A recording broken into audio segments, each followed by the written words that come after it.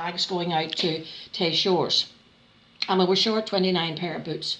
And Lois popped in and she saw all the bags, and I had them tagged and sitting up the stairs with big tags, and I had a list of the sizes that were missing. And so Lois came in and I said, come on, we'll get a cup of tea and we'll talk to the boss. So I had a cup of tea and then we talked to God, just had a wee chat with him. And so I said, now Lord, you know we're missing 29 pair of boots there, and we're just handing it over to you because we're out of money. So we went on chatting because we handed over, and then we don't think about it because he's dealing with it. The next morning at 10:30 I got a phone call, and I'll tell you who it was. It was a chap who used to own Bam Beach Glass.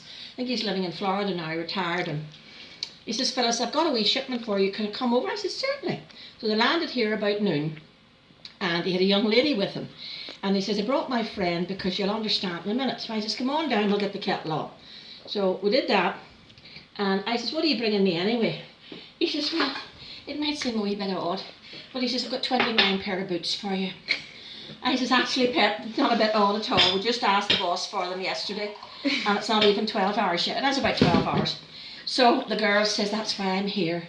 She says, last night after I said my night prayers, she says, I heard God speaking to me and told me to get a writing implement and to write down all these sizes. And actually told me that she was to phone him, which she did really after she got the message from the boss upstairs, and told him exactly what had happened.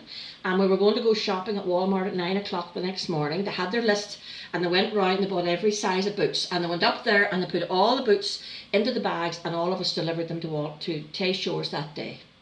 Now that only Lois, myself and God knew about that. And that's what happens to us on a regular basis. Miracles happening all the time. And that's what faith actually is when you give it over. And I think one of the stories in the Bible about Lot's wife, turning around, it's not so much that it was turning around, longing for the past, or with us as so-called godly people or Christians, I think a lot of us have been raised to think, well, we're not good enough, and God's too busy. So we'll just help him a wee bit and we'll put our hands back on that steering wheel, But I have learned that when we lift it up and we give it to him, we do not think about it again. It doesn't enter our head. And usually within 24 hours, it just appears, or it's right here, or somebody phones. And another time, I told Brian that I felt the voice telling me to go to the big lady's shop and buy a coat in every size and deliver them to the Rosewood Women's Shelter. So Brian went down with me the next day, and I went in and spoke to the manager, and I told her what I just told you. I said, get your colleague there and get 2 buggies, and they went down, and I think they have size 14 to 5X. Mm-hmm. So they got lovely coats, and there was a 40% off. So she came to the till, and I said, well, how much is that, Pet? She says, Phyllis, it's $1,200, even though it's a 40% sale. And I remember clearly standing there thinking, I have about 10 seconds here. And I was very well aware of the domino effect of either decision that I would take. And as a human, I immediately thought, now Philly, was that your imagination? Because that would buy a lot of snowsuits. Or were you being obedient, and was that God speaking to you? And the last thing, I remember seriously, the responsibility on my shoulders, and I really felt it. And the next thing I heard myself say was, ring it through. So I came out and I showed Brian the receipt. He went, oh. So we drove home here. I walked straight down, lifted my little iPad, and I don't know why, I hadn't even my coat off. I pressed it on, and up jumps this message from CanadaHelps.org. I just showed it to Brian immediately, and he nearly passed out cold.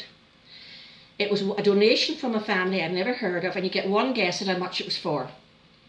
$1,200. I took the receipt, and the thing on that is time stamped, and they were exactly the same time as she issued that receipt as to the time that they paid that money. So I wrote to them, the family, and I told them the story. And the man wrote back and he said, I'm crying as I'm writing this. He said, thank you for letting my family do this. I wrote back immediately and said, no, thank you and your family for allowing yourselves to be touched by God. Mm. But that's not the end of it. The next day we took it all to the home. Excuse me. And I told Helen Higgins, who runs the home. She phones me later. She says, Phyllis, everybody's crying. The women are crying. The staff are crying. This has never happened, because they were gorgeous quality coats.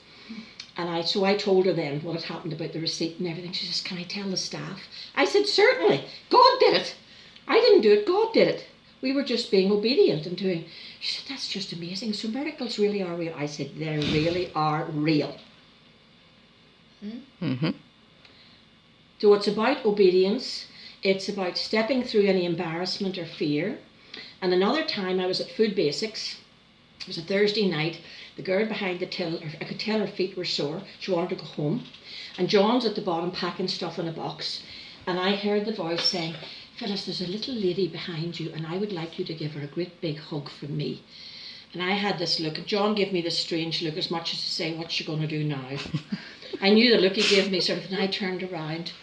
And there was this little lady. She was just up to my shoulders. I would say she was in late 80s anyway. White permed hair and little metal glasses. And she's just standing. And I just put my big arms around her and pulled her close, and I whispered into her ear and I said, Jesus just spoke to me and asked me to give you a great big hug from him and to tell you how much he loves you. And there was a silence, and all of a sudden you could hear this deep, deep, deep soul cry out. She says, nobody knew. I had decided just a few minutes ago I was going home. I buried my husband of 56 years yesterday, and I wondered, why are you in here shopping? Just go home and swallow all the tablets to be with them. And I said, Jesus doesn't want you to do that. You still have a journey ahead. You still have things to do, but he wants you to know that you're loved, and he loves you very much. So if you think about that and think the shop was packed, it would be so easy to say, I can't do that, people would see. That's embarrassing, we can't do that. I mean, people are going to think. Well, nobody heard what I said but the wee lady. And my son just watched, thinking she's at it again. But that's how we operate. Right? Any questions? But read the poem. All right. So you know now you're part of the team. And with all the abilities we all have, magic can happen. The invisible children. The silent generations slipping through the cracks of society, never asking for help. Their silent cries creating a heaviness in the ether of time, wanting to fade into the walls as they just don't fit in. Their heads always looking down as they walk the school halls, wearing other people's clothing cast off, too big or too small, and shoes that seldom fit, if ever at all.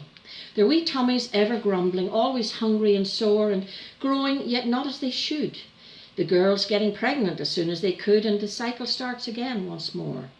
As teens, they are always hungry, going several days without food, so taking drugs will help to quell their hunger and their pain. Wanting so much to be the same, just to experience what it will be like to fit in, to feel equal to and not lesser than their peers, with clothing that is just for them and shoes that actually fit.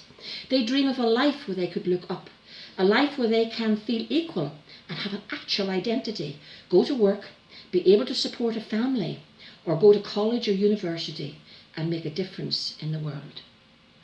It's beautiful. Now, those words were said